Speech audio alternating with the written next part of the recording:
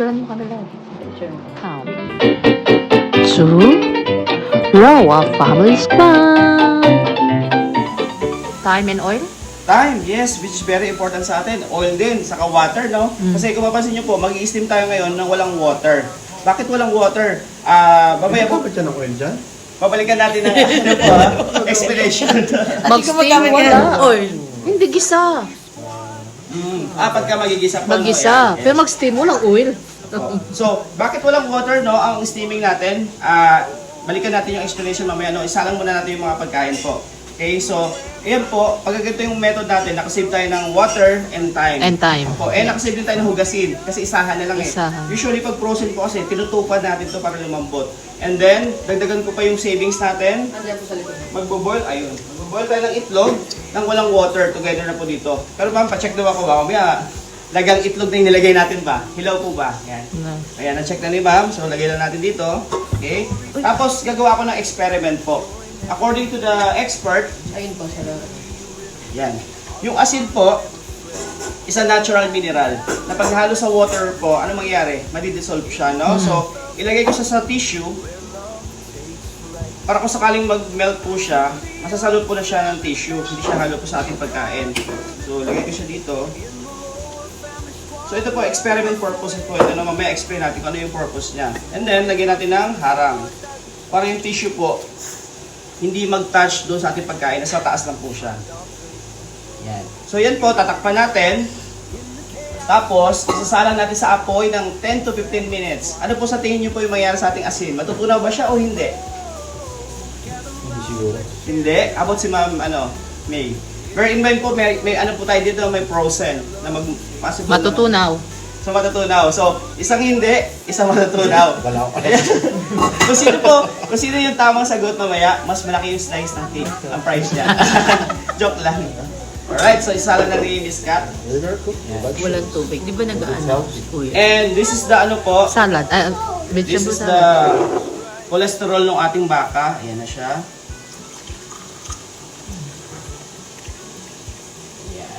Ang maganda po dito sa ating dishwasher deputter, natanggal na natin yung cholesterol at the same time yung baka natin malambot na din po siya.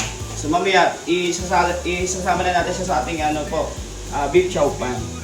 Okay, so next. Cake. Okay. So ngayon naman, Gia! nagbibake ka ng cake, ma'am? Kay Gia. Gia, So, kan. kami po sa demo, ganito Gia. yung gamit namin. Yung ready mix na siya. Pero pag tayo mag-bake sa bahay po, pwede tayo gumamit from the scratch. So, pag mag-bake daw tayo, ma'am, ano tayo yung mga ingredients na kailangan natin? Papasa daw po, itong tatlo. Kailangan natin 275 ml of and 1/2 cup water. water, okay. Then 1/3 cup vegetable oil. Vegetable oil, okay. And then 3 eggs. And 3 eggs. Opo. So, gamit ako ng measure, kalahati nito. Kasi pag i-bake natin maliit. Yan, half lang po. Yeah, the sprinkle there, I will put the sprinkle.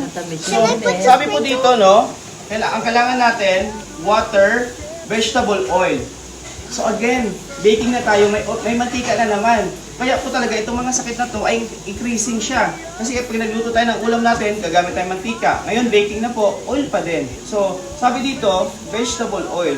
Ito po, sunflower oil. Ma'am, sir, saan po ba sa tingin nyo gawa yung sunflower oil? Saan siya galing?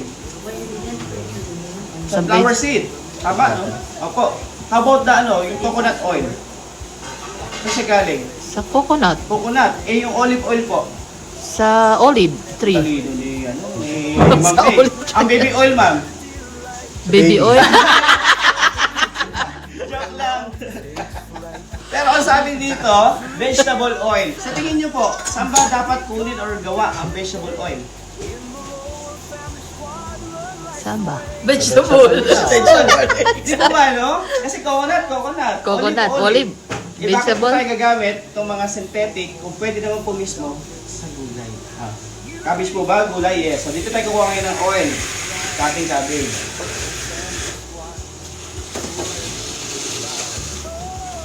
Ayan.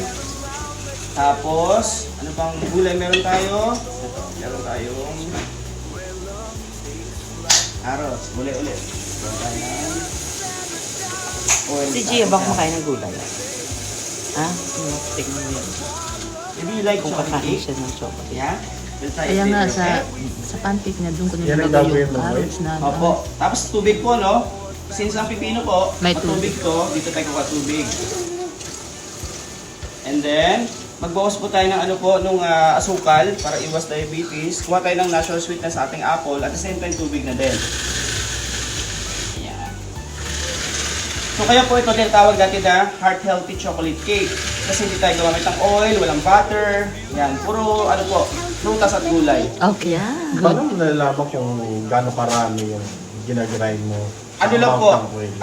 estimate lang po na ano, kasi pwede po tayo maglagay ng any na vegetable. Kunyari gusto niyo po lagyan ng yung mga hindi kinakain ng ano po, like palaya, okra. So pwede siya ilagay dito.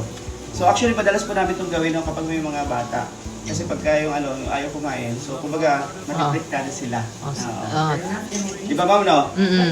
Pero sabi ni mamay parang chop suey cake yata to. Yan. Hindi kasi ito kumakain ng gulay. Tapos po, di ba sabi eggs? Ayan. So, actually po, ito yung napaganda sa machine na to, ma'am, sir. Kasi, bakit ang daming nagpapademo ng Salad Master? Because of this special features. Ayan, kaya gusto ni Doc Larv na makakuha na neto. By the help of our cones, kahit anong cones yung gamitin niyo po, yan, kaya-kaya niyo po paghiwalay ng eggshell at yolk. Apo, dito po yan. Okay, so by the help ng cones natin. So, mabilis to, mama, videoan mo po dito. Yan, so, tingnan niyo po ha, bilang tayo tatlo. 1, 2, 3. O, di ba ma'am? Nakita mo ba? Ay. Joke lang. Sabi ko ma'am, di ba, by the help. Ayan o. Ayan. Sige po. Ma'am, pamix daw po ako ma'am. Wala ko, totoo pa. Yana, you will eat cake Sa ba? alala sana ako. Sabi ni Sir, plus mo na yan. Maliniwala. Yeah, Gia. You will eat cake. So tingnan po natin, no, wala tayong ginamit ng water, wala tayong ginamit ng oil. So tingnan natin kung mag-form ba siya ng pang baking Mami mixture naman, po. para finish na. Tapos ma'am, di ba usually naglagay ka dito ma'am ng ano, ng parchment paper, Yes, baking yes. paper para hindi siya dumikit to. So Yes. since healthy baking po tayo, ang pinaka-base na gagamitin po natin is prutas na lang po. So sa base, kayo po bahala, no, pwedeng any fruits, pwedeng saging, mangga. So today gamit ko ay apple. Yeah, get the walis. We're gonna clean that.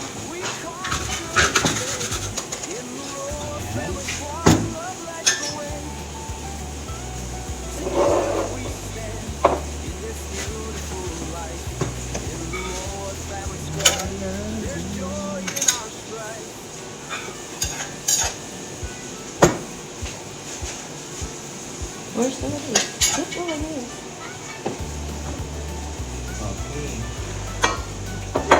Okay, ma'am. Yana will eat chocolate cake. Yes. Yan, tapos dito mo siya, boss ma'am. Taste buds nito. Ma, Ayan. arts. Wow, chocolate cake! Tingnan natin kung matikman yung... Ah, This is nice. Oo. Ooh. yung tinitignan agad eh. Parang ano, parang ito ata ang ano. Parang duda eh. Ito ata ang... Buhos ka mamaya, kuya. Duda eh. Si Luis, parehas sila ni Luis. Ah. Si Luis, di ba? Ito, ano, kasi hindi pa tinitikman, ayaw na. Si Luis, di ba, makakita lang ng ano? Makakita lang ng green. Oo. Ano. Ano sir, paano yun na kanina nakita niya? Tama eh. Tingnan, hindi, sabi niya... Tingnan natin mamaya. Tingnan natin. Okay, Ayan. so, kagandahan po dito no, sa ating Salad Master, ito po ma'am, i-bake na natin sa, ano lang po siya, sa apoy. So, dito po, hindi natin kailangan ng oven. Kasi yung ating Salad Master po, all-in-one na po ito. Pwede siya sa cookware, server, storageware, ovenware, and bakeware po. Lahat na siya. Yan, so, i-bake lang natin ng 10 to 15 minutes sa apoy lang po. So, yan po, compatible to sa lahat. Pwede siya sa apoy, induction, electric, kahoy, uling, lahat po, you name it, pwede ito paglutuan. Yan, napakaganda po. So, ngayon, ano naman po tayo? Madalian lang sa mag-cake, no? Oo. Mag-bake, madali. Ayun naman. Kaya ma'am, ito, napakaganda may ganito ka sa, ano ma'am, sa kitchen mo ba? Nagustuhan mo ba siya ma'am? Oo. At huwag kalimutan, ito ay Libre. Anong gagawin natin ma'am para makuha mo itong libre? First, bumili ka muna, magkaroon Hindi, ng... kahit hindi bumili, mag-invite ka lang. Hindi dapat, ano ka, Kailangan Salad po. Master. Pwede mag-invite ka ng 15. kahit di ka bumili. Opo. Pero kung pag gusto mo madalian, yung 5, Shortcut. short Oo. ay yung 6, shortcut, meron kang isang item. Yes, opo. And magpa-demo lang tayo ng 6. Regalo Regalo po, lang. yung sa 6 na yun, kayo bumili sila o hindi, regalo. mo. Regalo, oo. Pero pag kami bumili sa 6, Mas masasama yung ma- kettle. Opo. Electric So ano kettle. kagandahan mo sa kettle na yun? That's the only kettle po na sa buong mundo na made of titanium. So pag nagpakulo tayo ng water doon, nagiging alkaline water siya. Opo. So maganda yun sa atin, pang water natin at the same time, pwede rin pang ano po yung mga kape-kape. Yan, kaya napakaganda po niyan. So ngayon, kanina po ito ginamit ko patanggal ng cholesterol ng baka natin. So ngayon naman po gagamitin ko siya pangtanggal ng starch ng ating patatas. Okay, so gamit ako po number 4. Yan, so kung mapansin nyo po yung ating patatas may balat. Pero lahat po ito malinis na, no? So paano ko siya nilinis? Gamit yung ating baking soda. Yan. So ito po, napagandang palinis ng ating mga gulay at prutas po. All we have to do, soak lang natin siya sa bowl na may 1 teaspoon na ito ng 5 minutes. Matatanggal niya na po yung germs, bacteria, even the pesticides po kung may nailagay sa gulay natin. Okay? So ngayon, bakit po kailangan may balat? Mamaya po, balikan natin yung explanation. Okay, may balat siya. Nandun Isala yung- mo natin yung pagkain. Nandun Ito po, yung nutrition sa balat. Kailangan mo dyan Blame mo dyan. Pati yung mga carrots, kailangan So, yan po, hindi mo ito tanggalan po. ng balat. Pringles cut. So, ganda na pagkakaiwa, no? Nakita niyo po yung ano po, yung parang puti-puti, parang spider web. Ito po yung starch na kailangan natin tanggalin. Kasi starch po will turn to sugar na nagkakos ng diabetes. And sugar po will turn to fats and carbohydrates. So, actually, ang potato, healthy po ito. Kaya lang ito, kailangan natin tanggalin. So, with the help of our cookware, mamaya po pakita ko yung itsura ng starch. Okay? So, yan siya. Then, naglagay natin. Kaya pala sinasabi na ang french fries hindi maganda. Pagka, Oo. kasi tanggal ang balat. Okay. Then, ganun din po. Yung Ilalagay tayo ng starch. water sa baba. 1 cup of water. Yeah. Para dito pupunta yung starch. Tapos, Malapit ka na dyan sa libre. ganun din po. Sala natin sa apoy. Wow, magkakaroon na ng libre. Plus na daw tayo. Last mo na kami? Kaya hinintay kita Wow. talaga. Kuya, kailan mo pwede? Grabe ah. Pang 15 or 6? 6 kasi meron siyang Ano binili mo? Isang sa'yo. Kasi nagano na ako sa healthy na lang. Oo nga. Mag-start Medyo na umanuan ka na nga eh. O, hindi pa nakukuha. Yung ano pala. Wala pa! Ina-advance mo naman agad. Para si Tia. Hindi. Mas ka kaya dati. At least bumaba na unti. Ngayon talaga ano na. Yung oil wala no. Wala ka ng oil? Hindi na kami nag-oil. Ito naman po yung ating cheddar, white cheddar. So ito yung lalagay natin dun sa ating tawag dito, diabetic friendly cheesy potato. So maganda po to dun sa Dikilio area kasi mas mura po ito kumpara dun sa nakalagay na sa pack po. And I'm sure, Ma'am May, nagustuhan mo yung machine natin. I'm sure magpapademo po kayo. By the time na meron na kayong food processor nyo po, pwede na po kayo maggawa ng inyong ano po, like pang spaghetti, pang cheesecake, yan, pwede na. Mga bata. At yan ay free mo. Ito ay, yun, sabi ni Doc, free. Mas magpa-demo lang po tayo ng Pag single, 3, no? Pag single, 3 po. Kaya mas na-recommend namin po na ano, na couple. Ano ba single? Yeah, si Brenda, invite? si Moonbeat, saka Oo. invite. As 1 yun. Count as 1. Pero pag couple, Kapag single, 3. Pag couple, 1 lang. Parang ganun. count as So 1. ito naman po, lalagay na ni Miss Kat para matanggal yung ano niya, pads ng cheese sa ating ano, sa potato. So actually, ang ano po, ang cheese, hindi naman siya necessary tanggalan ng pads po. So since yung pagkain natin naka-design as diabetic friendly, kaya kailangan natin tanggalan. Ako, para as a diabetic person, pwede po sila makapag-enjoy ng ganung pagkain. At sa atin po na wala pang diabetes, mapiprevent natin siya. Anong gagawin sa cheese? Ano po, tatanggalan ng pads. Ano yun? Papakuluan? Ilalagay po sa ibabaw ng patatas po. Kasi ngayon po, Eh, natanggal na steam yung din. Steam Steam. din. Oo. Yung starch ng potato natanggal na. So ngayon naman po, ilagay natin yung cheese para yung pads ng cheese matanggal din. Ganun pala. Yan ano, ini-steam para mawala yung pati sa patatas.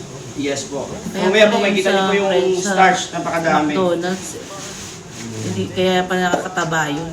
Hindi Oo naman naman. tinatanggal yung ano. Dahil saka deep fry yun. Oo, hindi rin tinatanggal yung Okay na yung starch. chicken. Mantika yun eh. Nasa ano yun eh. Yung deep fry niya. Ganun. So ito opposite na. So, ma'am, tingnan natin yung chicken. The ups and the downs, we conquer the day. In the row, our family squad, love lights the way. With hands in the soil, We guard with grace.